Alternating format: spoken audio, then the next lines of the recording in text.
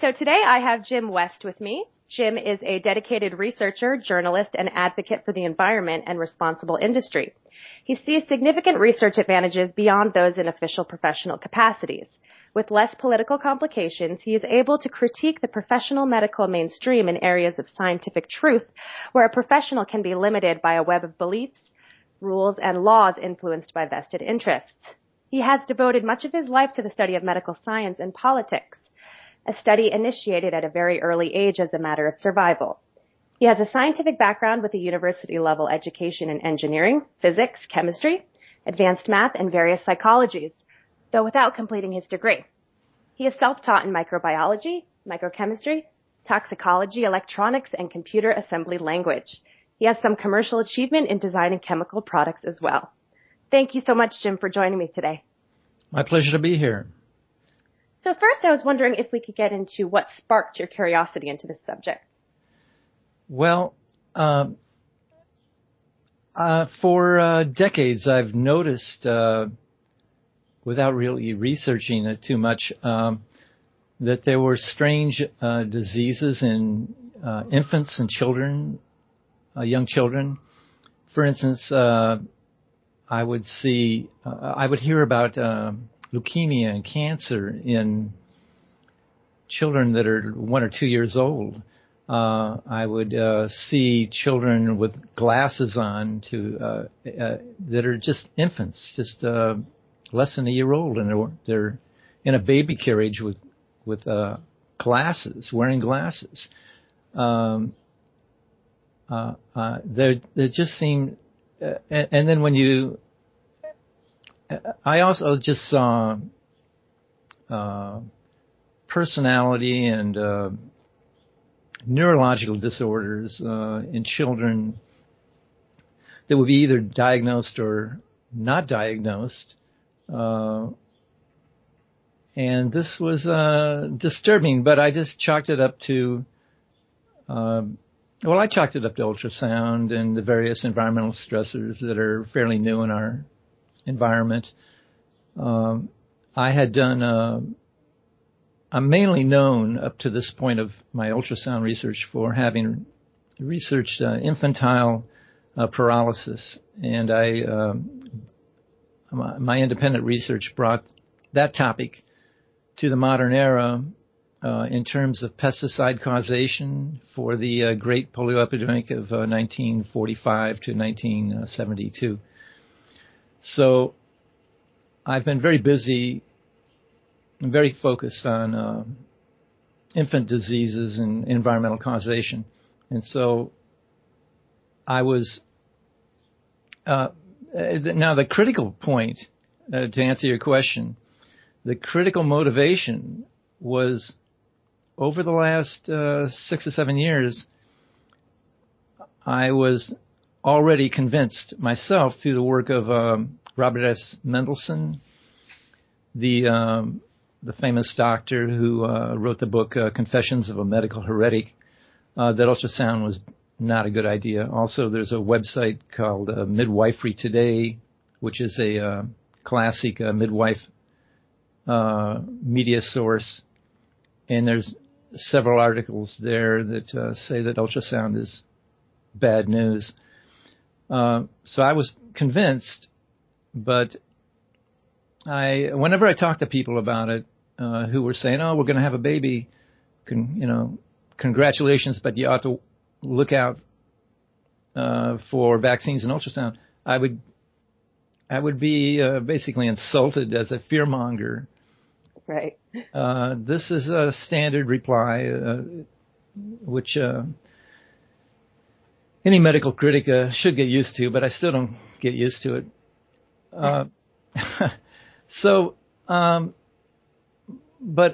This was not just an intellectual problem of argument.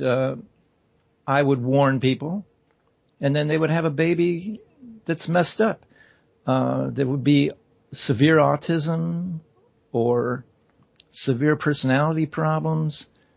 And it wasn't just here and there. It was becoming very consistent.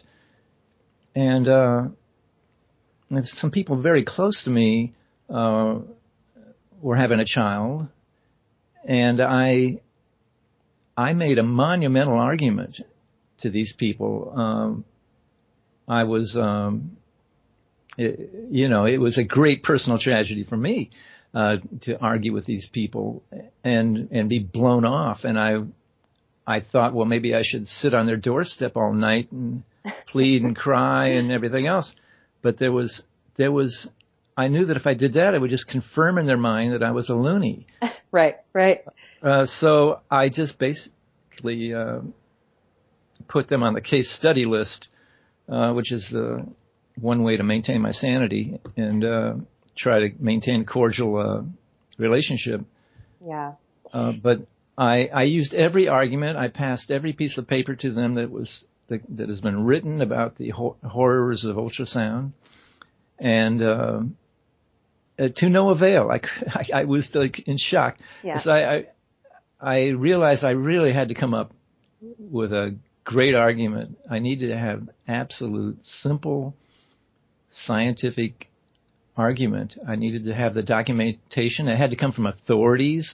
It couldn't come from a midwife. It couldn't come from a logical person. It had to come from, science.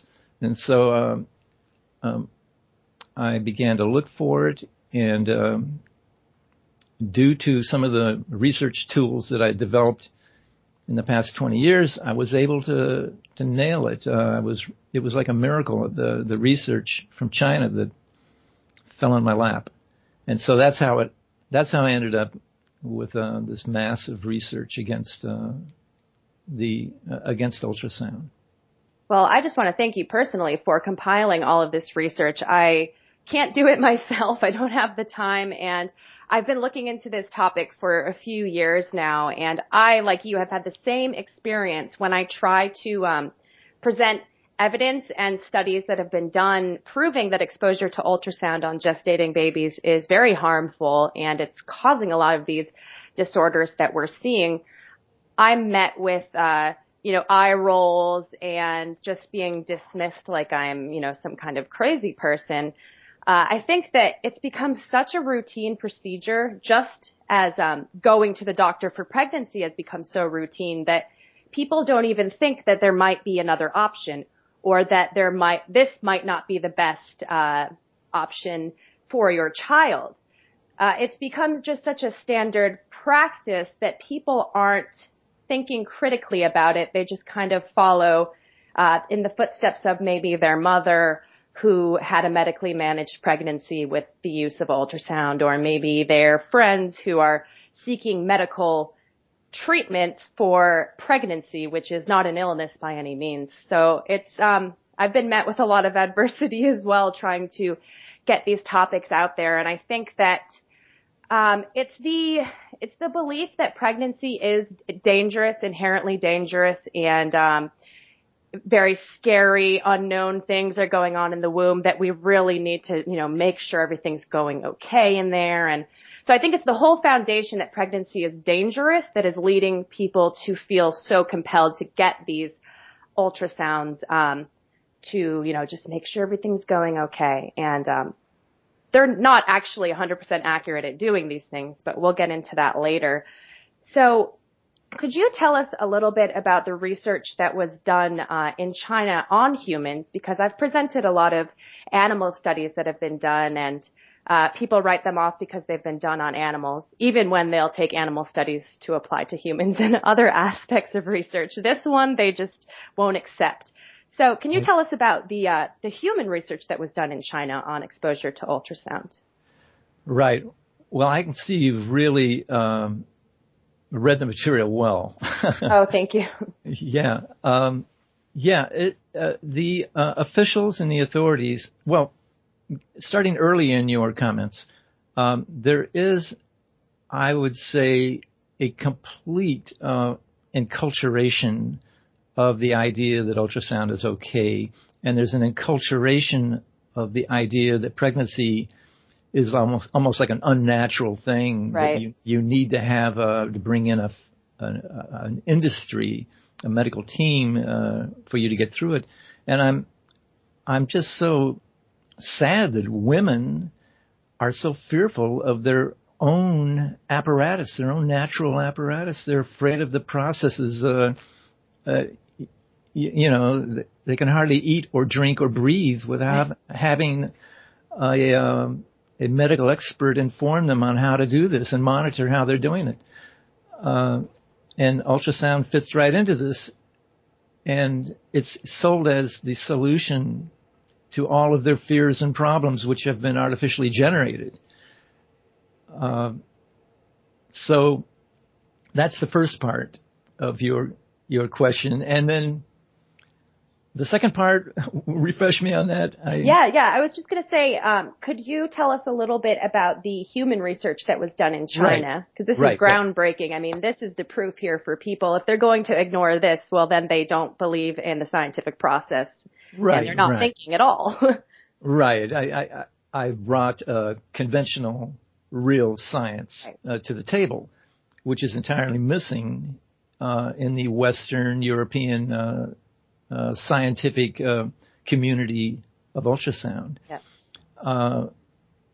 In 1991, ultrasound levels allowed were elevated by the FDA by a factor of 8 times or more. At that same time, science was shut down on ultrasound. By a lack of funding, by discouraging, by not following up any studies that found problems with ultrasound. Now, that's the way everybody sees the ultrasound world now, both the scientists and the critics. They think there's no science available, and that's where the criticism is. Why isn't there more science? Well, there is more science. Mm-hmm.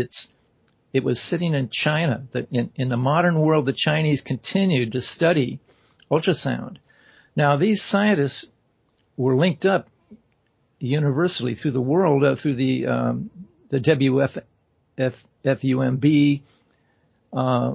which is the World Federation of Ultrasound in Medical and Biology. It's a WHO program for ultrasound, unification of scientists, etc. But yet somehow nobody in the Euro-American community was apparently aware of what was going on in China. These scientists in China continued to study, and massively. They did everything that they thought they were supposed to do. They were going to be the heroes of the ultrasound community. However, they got ignored, and their science is still right there on the web. And I found it. It was a little difficult because it's all basically in Chinese, and it wouldn't show up in the search engines. But once I got one study, the footnotes would then lead to more studies, and I began to compile this huge mass of human exposure studies, very simple human exposure studies using modern high-tech analytic techniques like electronic microscope, biochemistry studies. And that's how I bumped into this after a few months of studying. The key word, as I state on my website, that got me into this was electrophoresis, which is the same technology they use for DNA fingerprinting, for determining the DNA structure of a person who is at a crime site, for instance. Well, if you use that same analytic sensitive, it's a hypersensitive analytic technology, basically like a simple chromatography. It creates a spread of molecular components which can be visualized.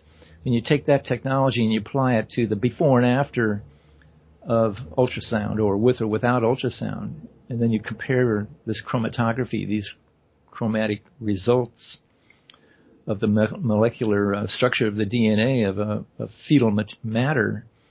You see these huge differences, which means that it's fragmenting DNA in the cell, massively fragmenting it. That study that I landed on by focusing on the term electrophoresis is a pristine study.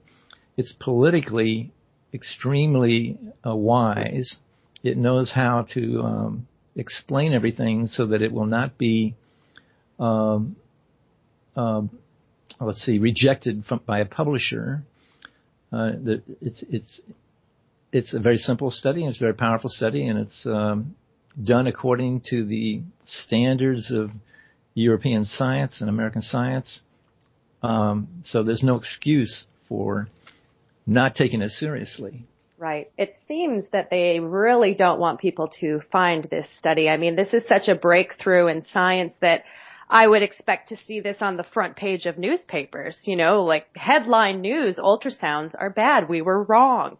But it really seems like they're trying to cover this up. And I'm sure there are a lot of, there's a lot of money involved. And also, there's just been years of this paradigm where ultrasound is acceptable, it's safe, and it's hard for people to, shift their thoughts on things after they've been programmed into thinking it's normal for years. But I mean, this is the science right here. So maybe you could tell us a little bit about the sample population that was used in this study, and maybe get into a little bit of the procedures that were done and how they measured things and some of the things that they discovered during this study. Okay. As far as how things get to be the way they are, I'm very, very tempted to say conspiracy, et cetera, et cetera. And I think maybe perhaps at the very, very top there is sort of a militaristic manipulation of things. Mm-hmm. Through the CDC, et cetera.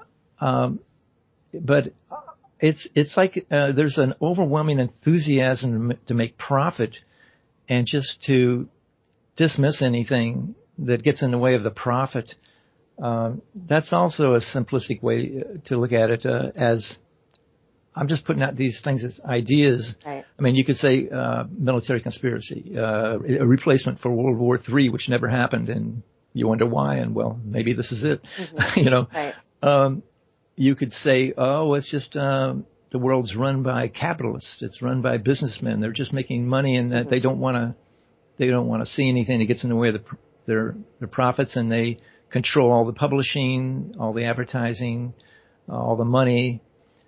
So there's many ways to look at how this comes to be, and there's also this existential fear that people, I guess, have been encultured to have, so that it's almost like people would demand these ultrasound, even if it didn't exist, and they would go to the kind of person who will, that's very common. Right. They'll go to a doctor and demand ultrasound and drugs and vaccines, and if he says these are bad, they'll run to another doctor. Yes.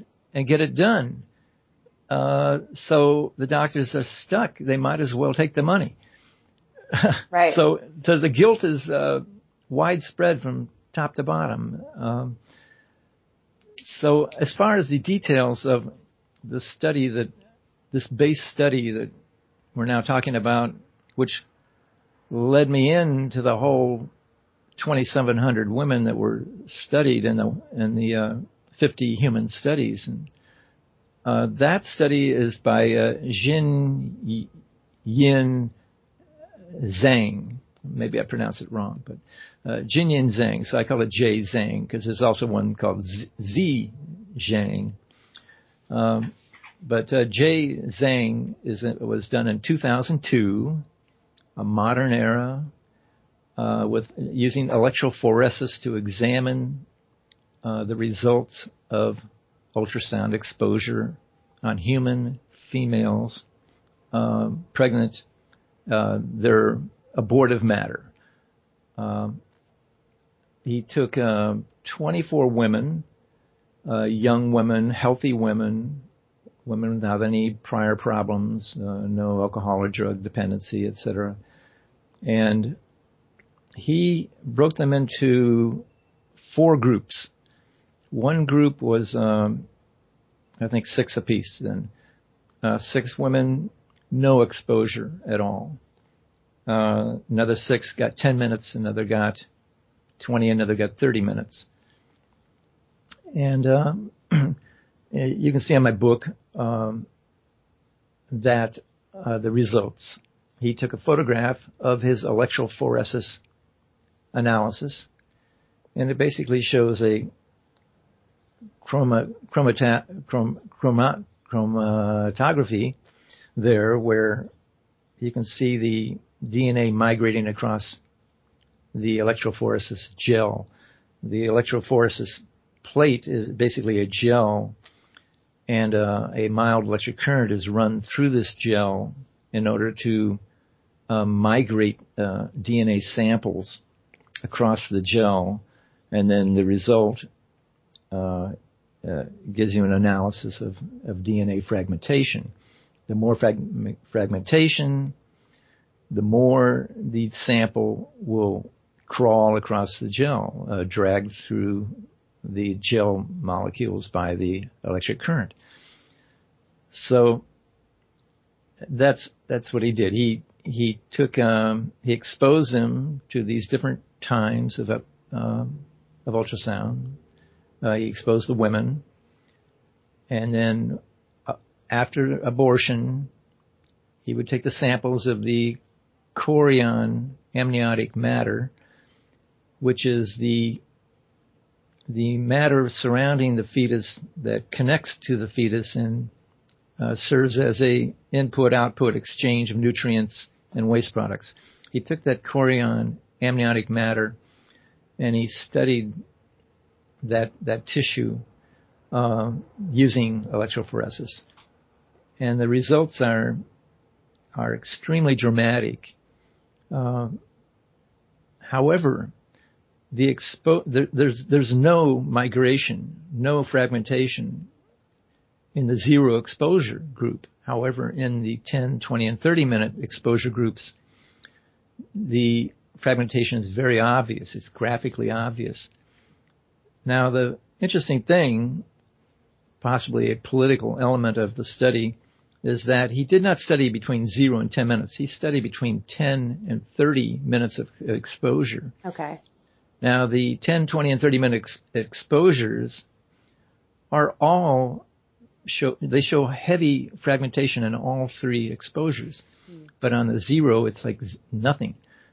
Now, if he were to do another study, it would make sense that he just do 0 to 10, because the 10, 20, and 30 are just so dramatic. Right. You might, and the difference between 0 and 10 is huge. So until he's not going to bother doing another study until he gets approval. Right. But right now, his study just sits there on the web in stasis with nobody talking about it. Totally unrecognized. It's been there for a decade, over a decade. I had no idea this study has been around for so long. I thought that it had just been done, but it's just been found, really? Yeah. I mean, it's just now being publicized. That's incredible. 10 years. Yeah, just sitting there. Jeez. But the thing is, it's out of the mainstream publishing area. It's on a Chinese publishing group, and yeah, it's just outside of the mainstream. Even though it's a mainstream document, it's done according to mainstream rules. Wow, that's incredible. And such important information is just sitting there, and no one's bringing light to any of this. And we've had 10 years go by, 10 years of babies being born that have been exposed to multiple ultrasounds. And a lot of these scans, now I've never had one in a pregnancy because I decided as soon as I was pregnant to research these things. I was about to have it done, but then I looked into it and said, whoa, I can't do this. But I've heard, from women who have routine ultrasounds during their pregnancy that during an anatomy scan with an untrained ultrasound tech, they could be, doing that for maybe an hour. Right. Sorry, go ahead. The Wall Street Journal just a few days ago published a major criticism of ultrasound and the way women look at it and the way scientists look at it. This is a big breakthrough for the mainstream, by the way. Yeah. And they, speaking of number of scans, they found out that over 5 scans per woman are the average. Wow. And so if you say 10 minutes per scan, that accumulates to about 50 minutes. Right. And they're usually not 10 minutes. They're usually a lot longer than that. And also, I read when I was doing research on this topic that there's actually a level that you can basically turn up the amplitude of the waves on the machine, and most ultrasound machines are turned all the way up. So this is blasting even more high frequency sound waves into the womb and into an aqueous environment. So do you know anything about how ultrasound passes through water differently than, say, I don't know, bone? Because I know it's used to stimulate bone growth in fractures as well. Right. As far as it, I'm not sure if it's turned up to the absolute maximum. Okay.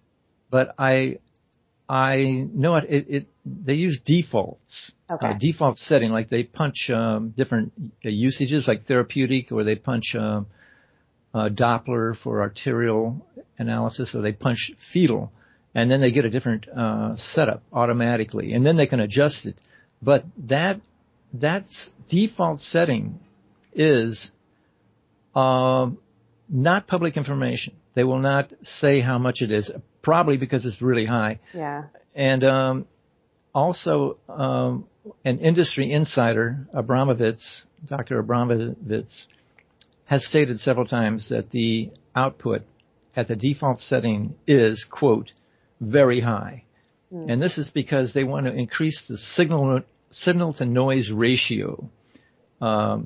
Just like somebody who has a home theater, you want to increase the power to increase the signal to noise ratio.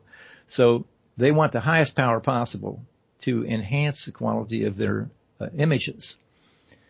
So, yeah. Then we were going on to the next topic, which was it passing through the water, because the baby right. is in the womb, floating in amniotic fluid. And I know just from looking at the military uses of ultrasound in the water, a lot of the times sea life, whales, will end up beaching themselves because of this high frequency sound that is passing through the water. And I believe that water amplifies the intensity of the sound waves. Is that correct? Well, water is considered to be translucent, just like a glass is to light. Mm-hmm. It will transmit it without attenuating, without any natural attenuation of the power of ultrasound. So it doesn't really amplify it, but it does bring it from far to close without any loss of power. Right.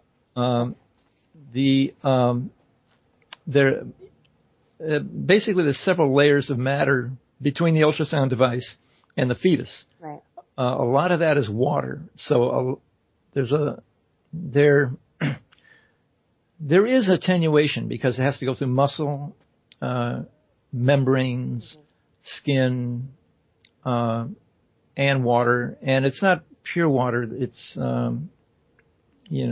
various, the amniotic fluid is not pure water, but it's almost pure water. So some people claim that it is a fourfold attenuation from the transducer that's transmitting the ultrasound to the fetus. Some say 10 times, some say 20 or 100 times, depending on how large the mother is, how the position of the ultrasound device.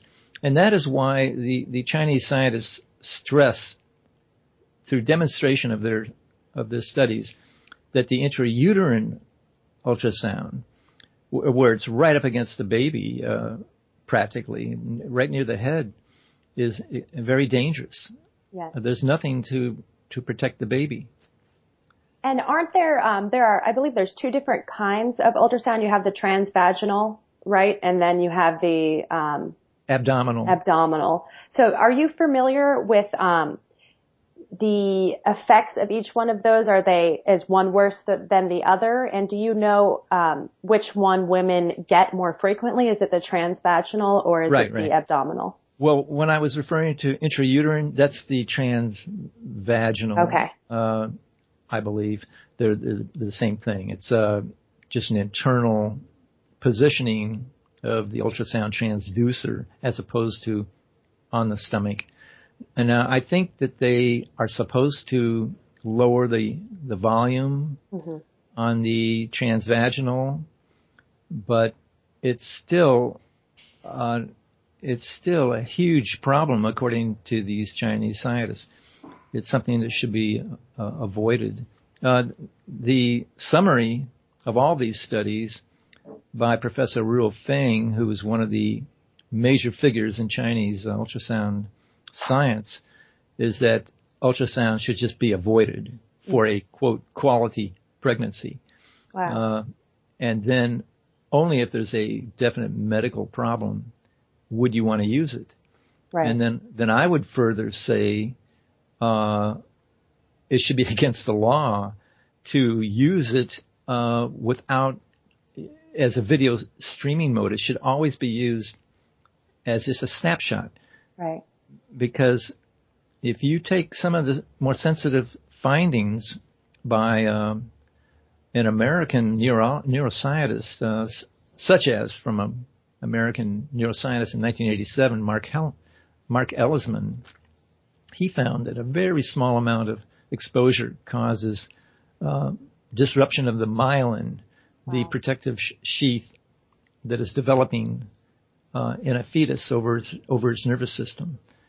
Wow.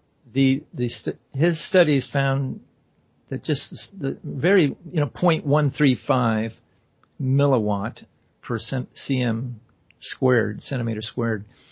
That's just a breath of ultrasound. Wow. Causes damage.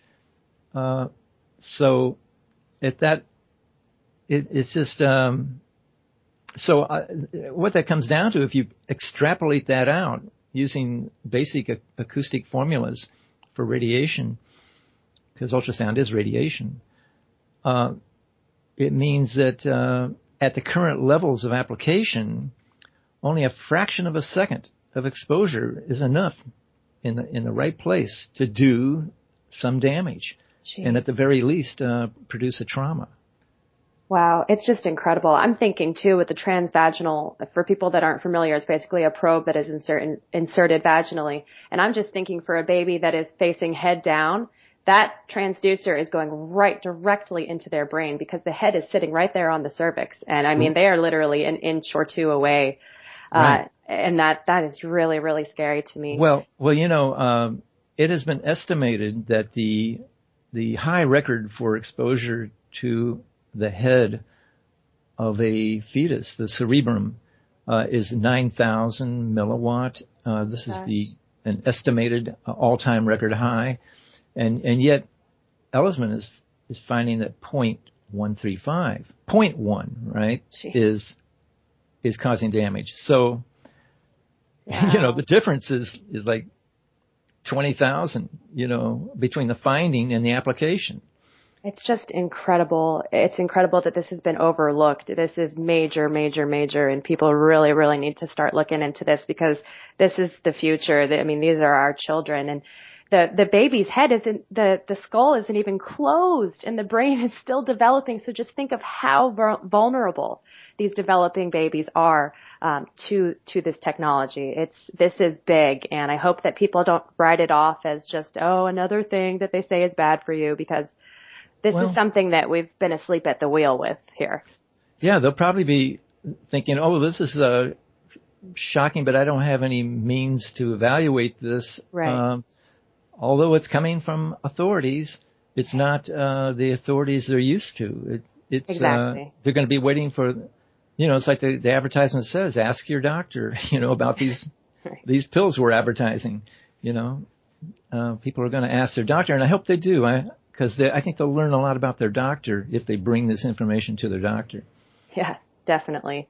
Definitely. I was thinking maybe we could go over some of the reasons that women feel compelled to get ultrasounds, and maybe we can talk about how ultrasound isn't really the best diagnostic tool for, say, deformities or even placental placement, position of baby, or I don't know if I mentioned fluid levels, or growth retardation. I mean, there are so many false positives. You'll have doctors saying, oh, wow, this baby's going to be like 14 pounds. We got to do a C-section early.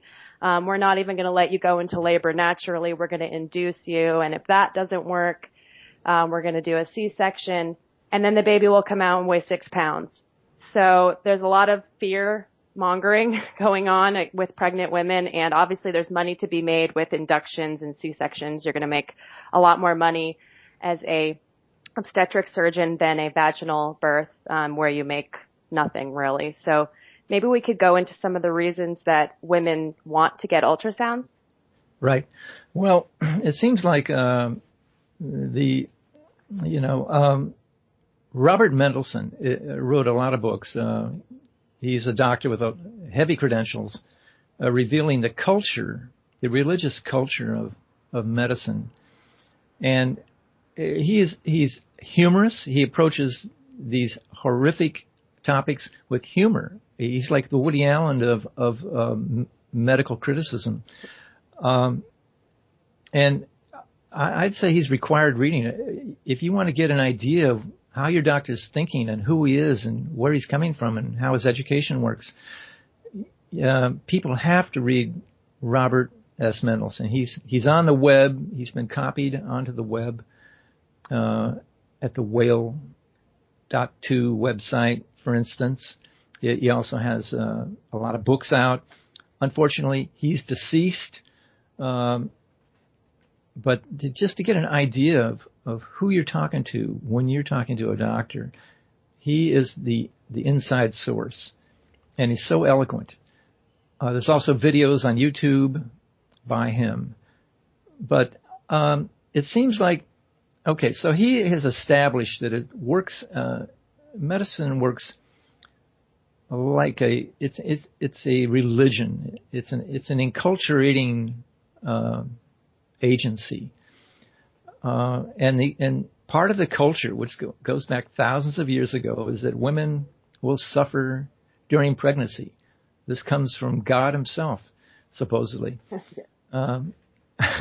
So conveniently, the doctors are making a huge profit off this fear, this religious fear. And maybe some women play into this as a way of drawing attention to themselves, putting themselves on a pedestal of martyrdom, right, that they think they can cash in on, or they get to be on stage. There's a lot of psychological, like I was saying before, it's not all the devil. There's a lot of devilish stuff in the common people, and how they're playing the games of sympathy, pity, and there's a lot of lack of courage in people, which is maybe not so normal as drawn out and amplified by the system, so it can exploit people. Yeah. So I think it's enculturation. The best advertising is not going to just advertise a brand. It's going to make itself part of your culture. It's going to be, part of the Euro-American culture or any culture.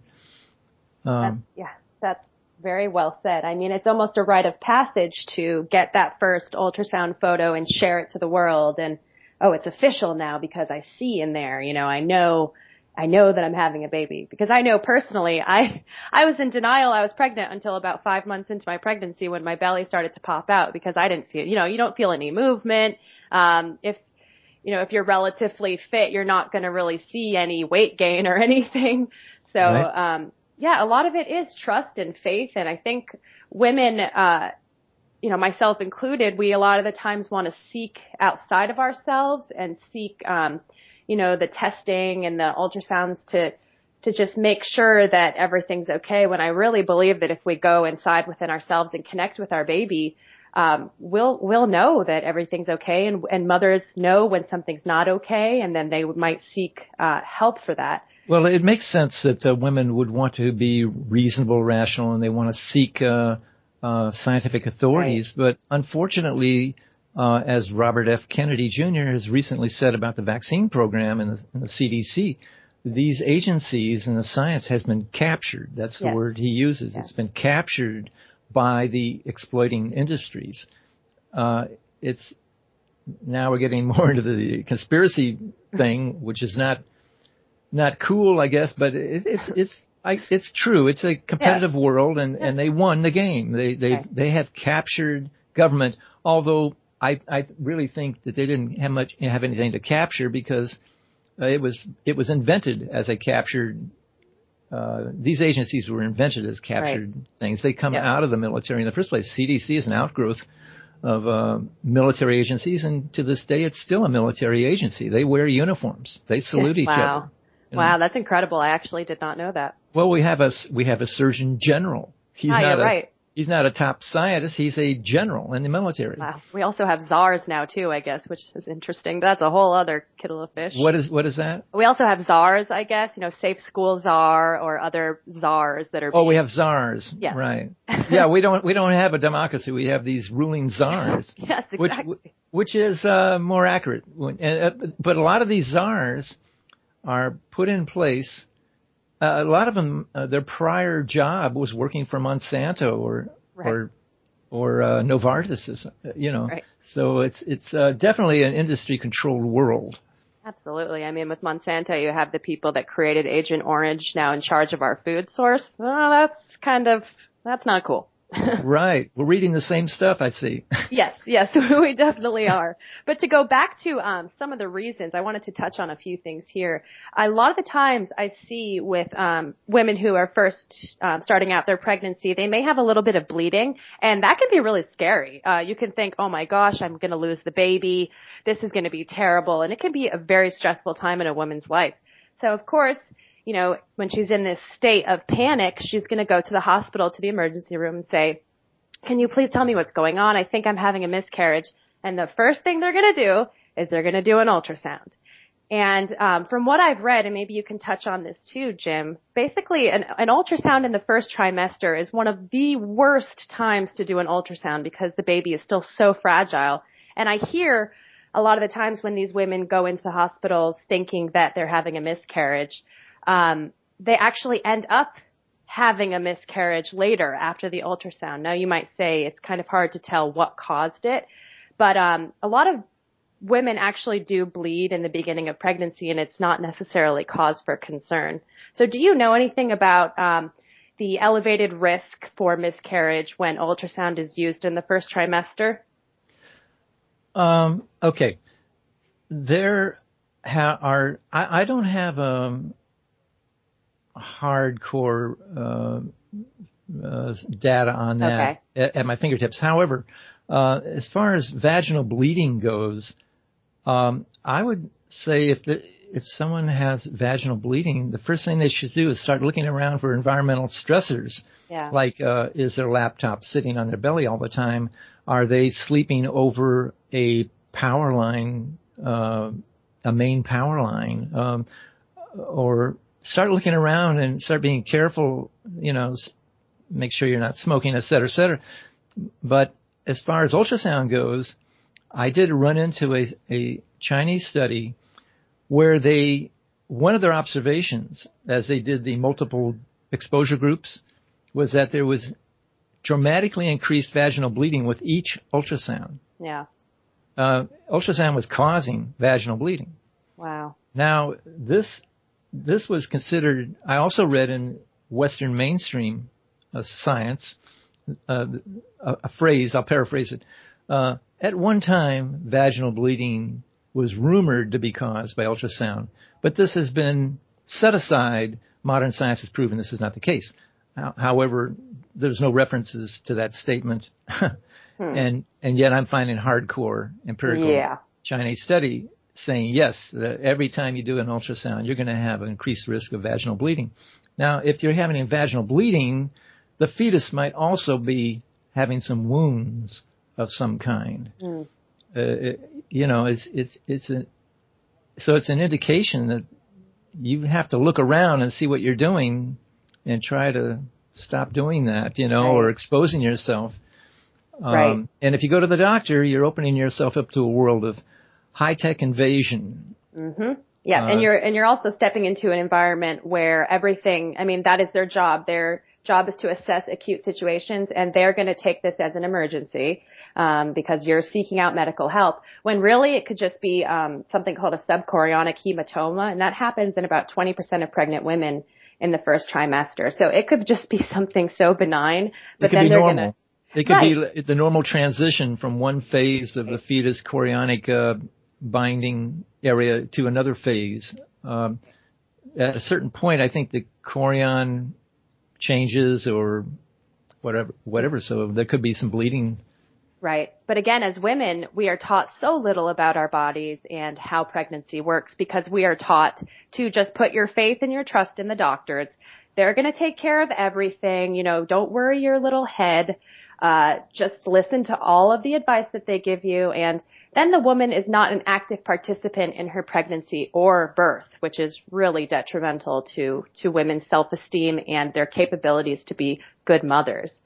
Yeah, it's such a big subject. Well, fear is the greatest sales device. Yes. And it's so pervasive in the medical world. I've been with several women. I always try to be diplomatically involved with any friends in terms of when a woman gets pregnant, and try to be aware and helpful. And I've accompanied women to hospitals for their consultations and for the pregnancies and all that. And I mean, in my own amateur way, I would perceive a lot of what the doctors say to the woman as pure hype to scare the hell out of them in order to gain control over them so that they do everything without the doctor having to spend any time talking to them or explaining anything to them. And also I think it's well established that the whole point of driving a woman into a C-section is just to make it convenient so the doctor can attend many pregnancies in a certain amount of time rather than just dealing with one. Exactly. And especially with a natural occurring labor, there is no time frame. Some women have babies after 2 hours of labor. Some women are in labor for 2 days. So there really is not any kind of time constraint that you can put on a laboring woman, even though they try in hospitals. Right. And that you can't expect all the apples on a tree to just fall off at one time. Right, but they really want them to. They want them all to come off at one time. And actually the apple industry artificially induces ripeness in apples in order to get them off the tree at the same time, with chemicals. And they're doing the same thing with apples, They're doing the same exact thing with pregnant women. Yeah, that fruit is not ripe yet. Babies know just when to be born.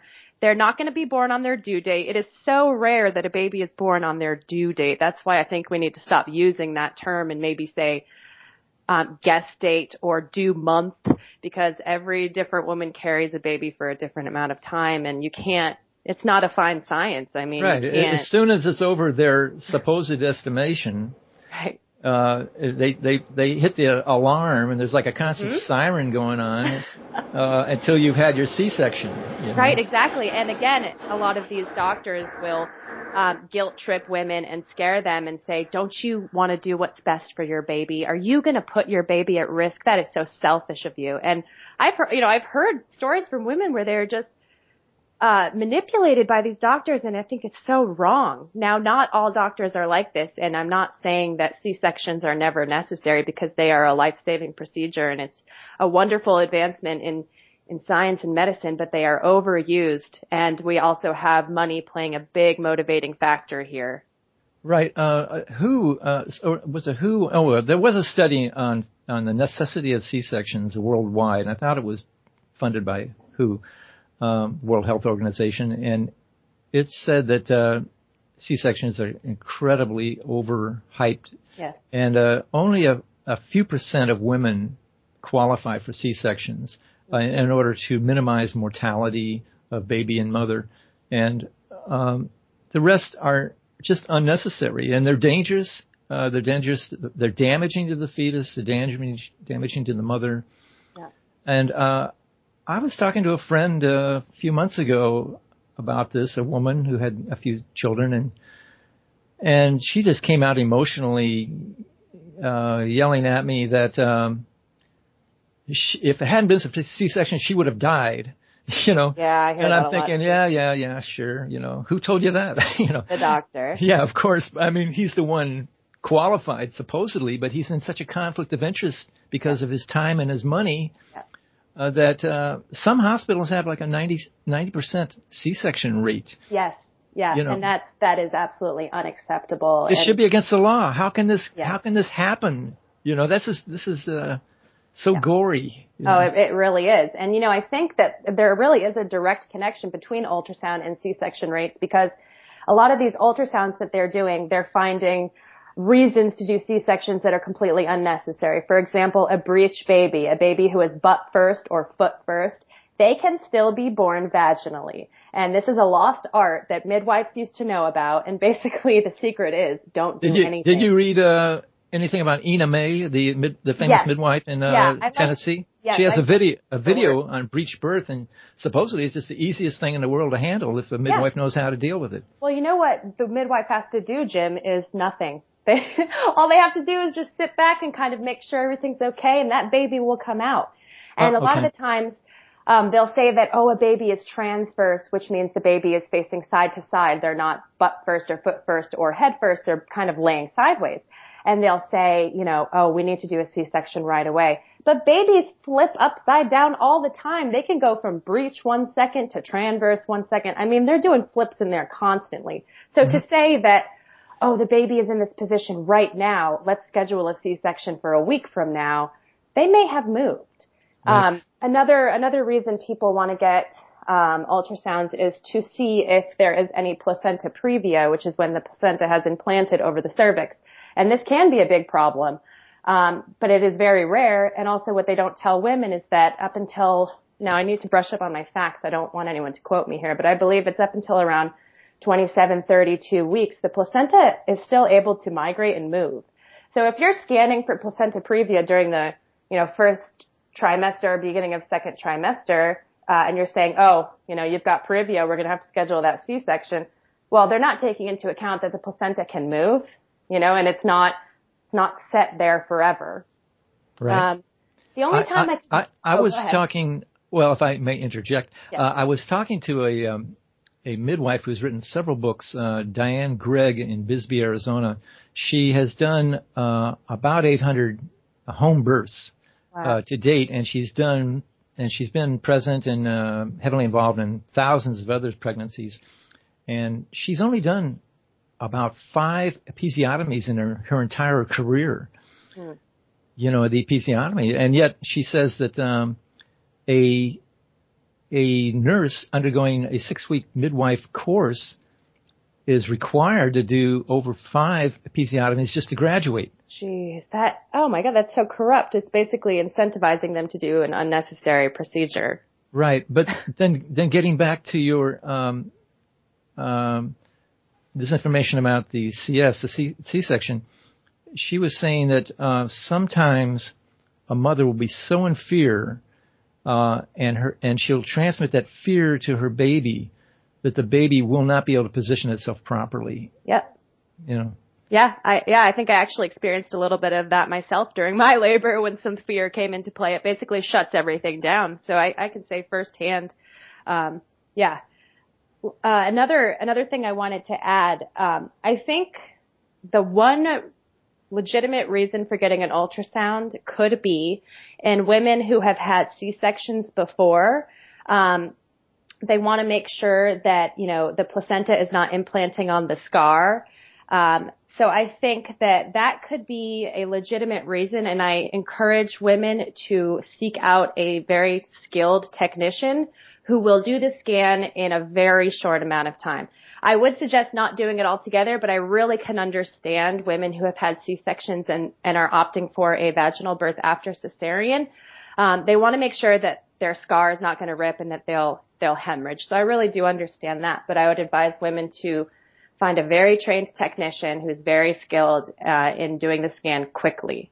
Right. Well, I think probably more than skilled, the most important thing is one that will actually talk to you and be truly sympathetic, right, and you can actually dialogue with and get what you want. Because a super skilled one a lot of times they falsely sympathize with a woman and Yeah. then do whatever they want.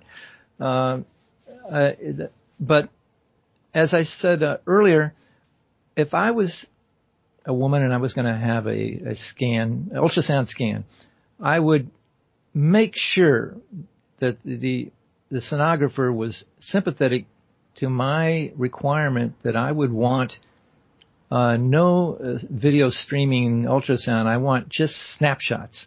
Right. This is it's a freeze frame mode. They can freeze a frame and no further radiation is occurring as they can analyze the fetal material there.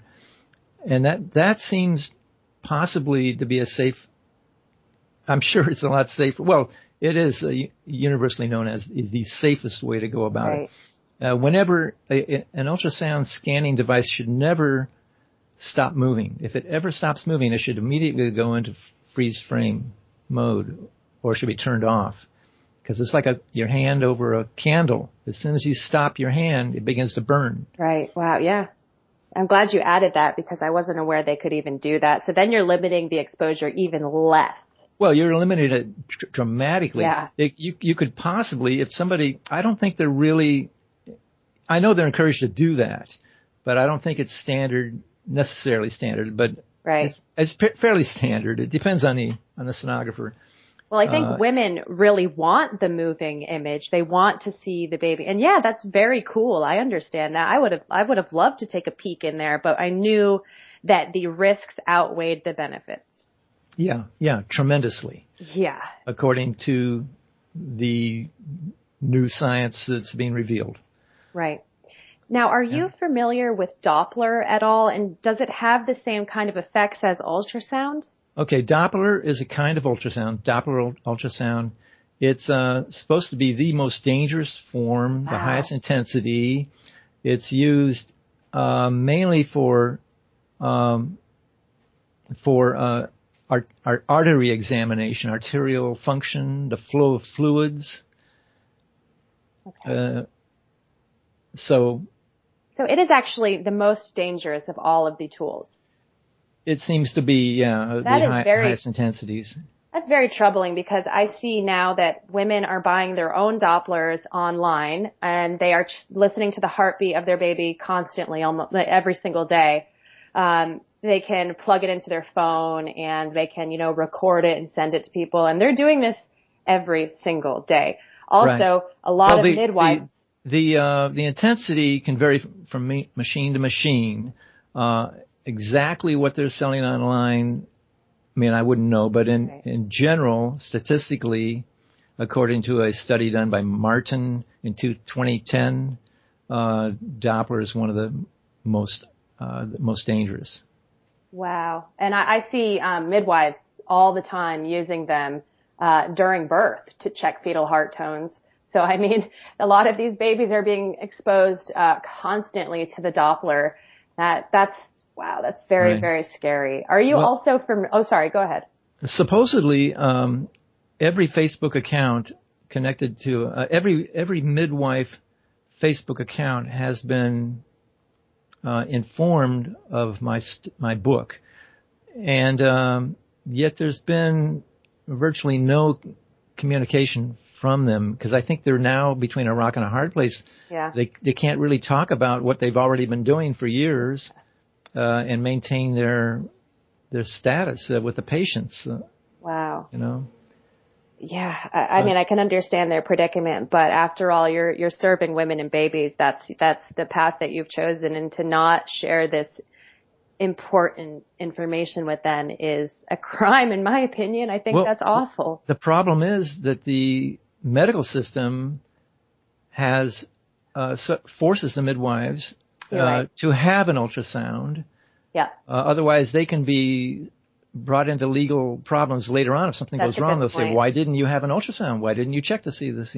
That's a really, really good point, and that's again the law getting involved with birth. It's just it's so ridiculous. I mean, these midwives they have to basically take very detailed notes on fetal heart tones and cervical dilation, and it's so much paperwork. I mean, your average midwife who is actually licensed and has to follow the state laws, they are under so much stress. They can barely even be, present with a birthing woman. They have to be constantly taking notes and checking her cervical dilation, which I think is completely unnecessary and invasive.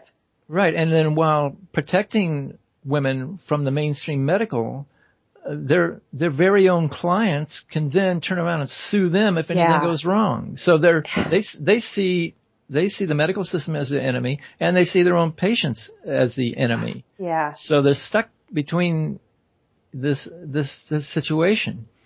It's really a crazy situation, and that's why I personally decided to have an unassisted birth and pregnancy, and I'm seeing a lot more women doing this, and now it's kind of a new thing, and people are really freaked out by it.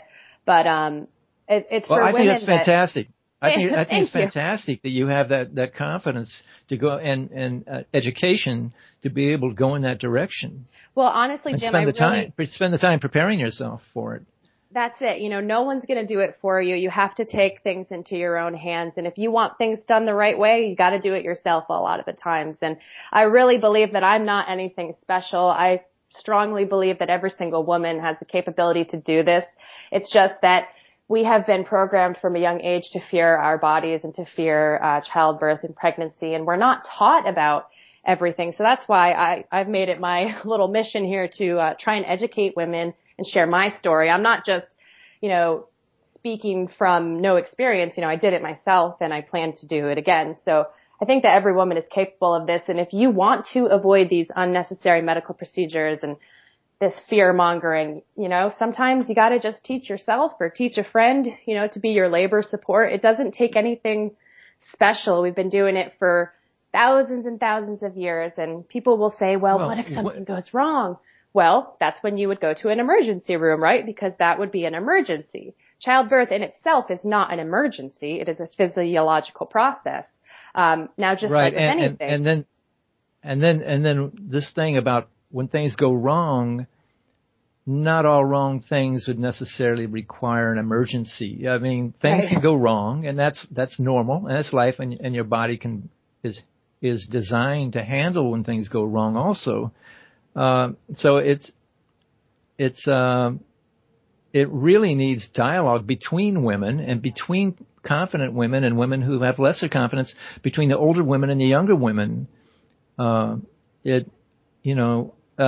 Sometimes I think that maybe the great witch things, where they attacked witches and burned witches and the witch hunts at Salem. And in Europe, there were these witch hunts all over the world, is about getting rid of women who were confident. Yep, absolutely. And getting rid of and putting fear into women and drive them into the medical system. I think that's a lot of it. I think women need to. It's so hard because the inculturation factor. It's in the movies. Oh, yeah. The fear is just building up all over the place, and women have to stop being fearful. It's almost like against the law. Not to have fear is like against the law, almost. Yeah. Yes, I think I really, really freaked people out, especially my family members. But they're like, what are we going to do? What are we going to call the cops on her? I mean, we can't do that. But it really does freak people out when you are just trusting. You have to be very careful who you tell. Oh, yes, if you're going to have an unassisted voice, they could call the child abuse on you or something like that. You could have there's a child abduction where they move in and take your child because you had a child by yourself. Right. You didn't. I hear that all the time. You didn't have the police. You didn't have the police present when you had your baby. You didn't call the fire department when you had your baby. Right. Exactly. That's a great bit of advice. Be very careful who you tell this information to, because a lot of people are so indoctrinated into this fear surrounding pregnancy that if you're not getting 10 million ultrasounds, you are putting your baby at risk, and it's completely upside down. So yeah, that's great advice. Be very careful who you talk to. Yeah. And even after you have your baby, be very careful, because at any point they could use that as a sign. Your behavior is a sign of your instability or your incompetence or something. Right. Yeah. And try to get you in trouble later on. It's too bad that that we have to be that way. But at the same time, we have to get the word out and talk and spread the confidence. Definitely. Now, I just had a few more quick questions before we close out. I just wanted to ask you if you were familiar with the effects of 3D ultrasound. I'm seeing these pop up a lot of places. There are little shops in strip malls now, or, you know, kiosks inside of the shopping mall where a woman can get a 3D ultrasound. Right. Okay. Right now, there's a lawsuit in Taiwan brought by a woman named Alice Wang, who has an 8-year-old autistic child. She used to work for Toshiba ultrasound department. And as a young employee, she was ordered by her boss to be an ultrasound model for an educational class that lasted 3 hours. So she had 3D ultrasound on her for 3 hours, and her child was born in a disaster. She has written some very eloquent letters, which to a neuroscientist, Dr. Manuel Casanova, who has a website, and she's dialogued with him about this. The last I heard a few weeks ago is that the case is pending the judge's decision. That would be fantastic if the judge brought any sympathy towards the ultrasound victim. But we'll wait and see. Now, there is a study written by several ultrasound scientists. Abramovitz is one, and I forget the names of the other, but he is the major name that I'm connecting with it. But anyway, they wanted to see if 3D ultrasound was more conveyed more energy than traditional abdominal 2D ultrasound. And their conclusion is that it's not bringing any more energy than the conventional ultrasound to the fetus. That doesn't mean it's safe, right? Because I'd say the 2D is worse enough, is bad enough, you know. However, they're not asking the fetus about this. They're just looking at their machines and their devices. They didn't do a study, an exposure study. They just did a hypothetical study, just using the measurements. One thing about a common sense argument against 2D and 3D is that although you do get better views of the fetus, the energy from a 2D and 3D is going to be more complex. Okay. It's going to be more random. There's going to be a lot more harmonics. It's going to be more unpredictable. There's going to be greater opportunity for the transducers, the multiple transducers, the more complicated electronics to produce more unpredictable stresses. Now, predictable stresses, tissue can adjust to and protect itself from. It has a chance of survival, but the more complex, the more dangerous something is. So I would personally just say, based on that common sense argument, that 3D and 4D is going to be more dangerous. Right. Yeah, that makes sense. Now, one more thing before we close out here.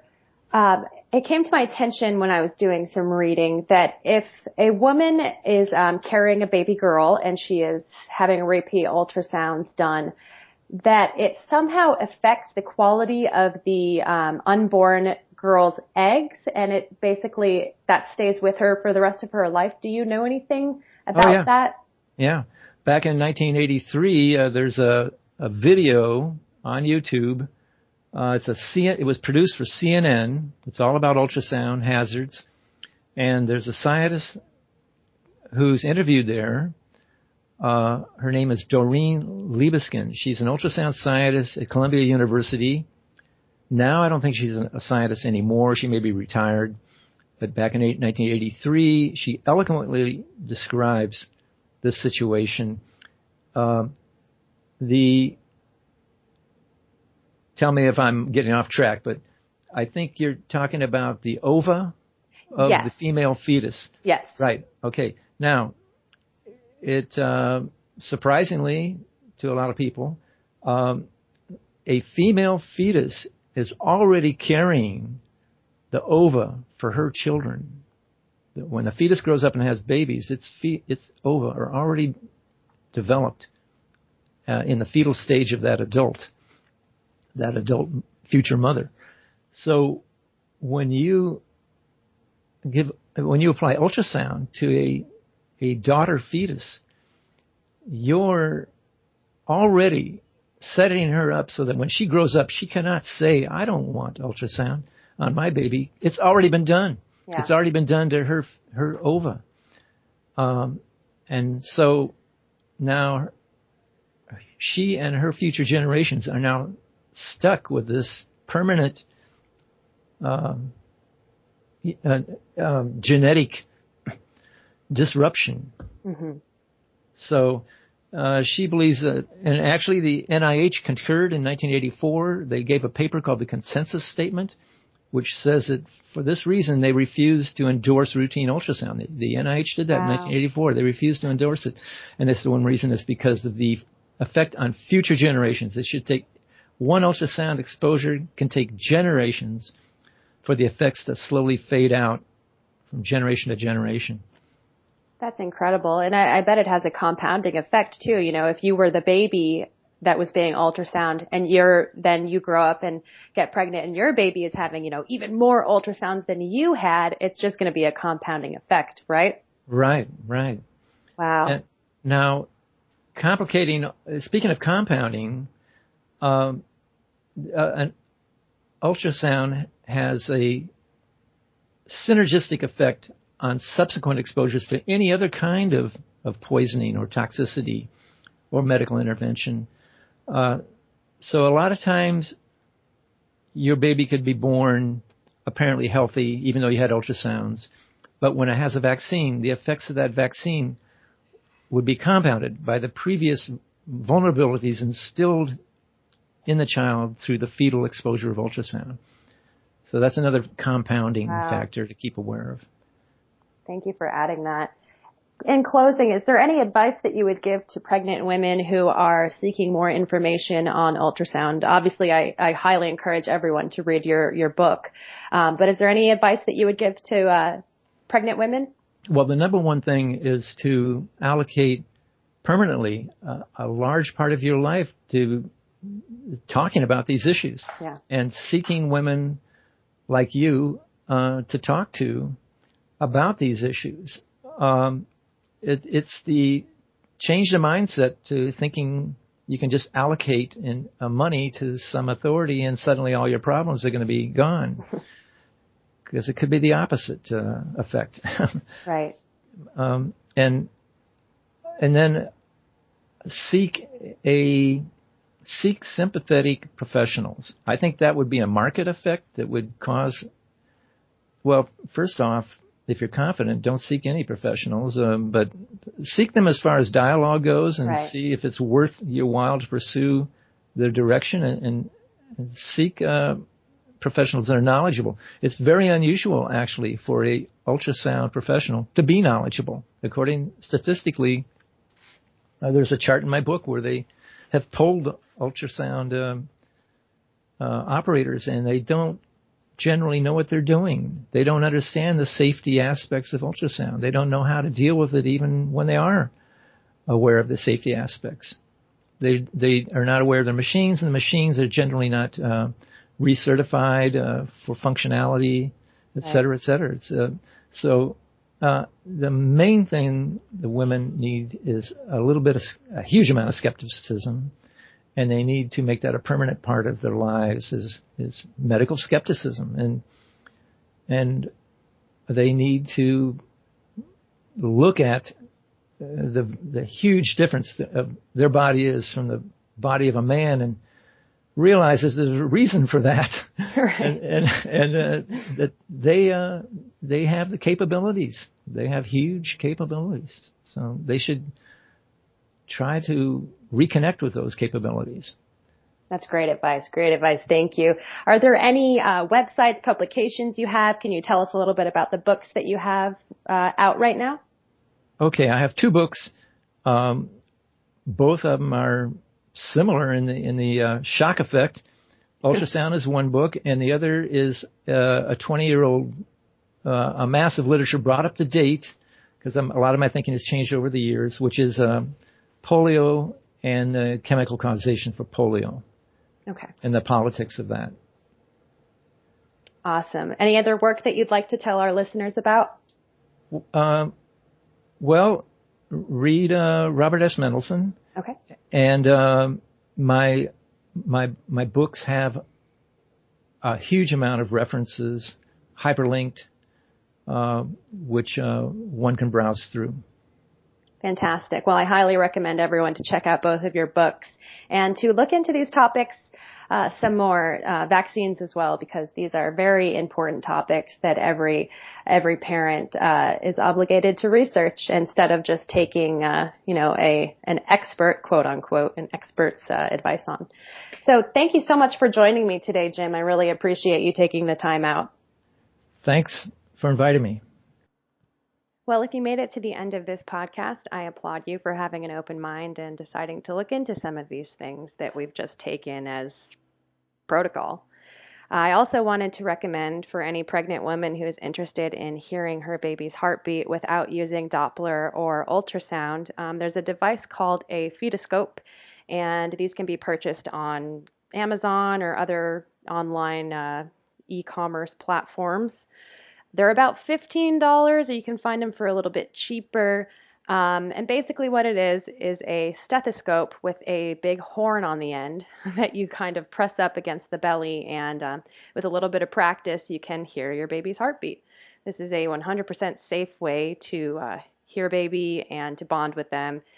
There's no high frequency sound. There's no radiation. It's literally just you hearing through a horn. It amplifies the sound. So I highly recommend pregnant women to buy these, and you can hear your baby's heartbeat whenever you want. You don't have to go to a doctor to get it done. You don't have to pay for, the scan. You can do it yourself at home. I also wanted to direct people to my blog. I have a natural parenting, pregnancy, and birth blog. It's called www.sacredmaternity.com. We have lots of great articles. We have some podcasts, and I think I might be beginning to offer some consultations on there as well. Just got to get that all situated. So thanks again, everyone, for listening, and stay tuned for more shows.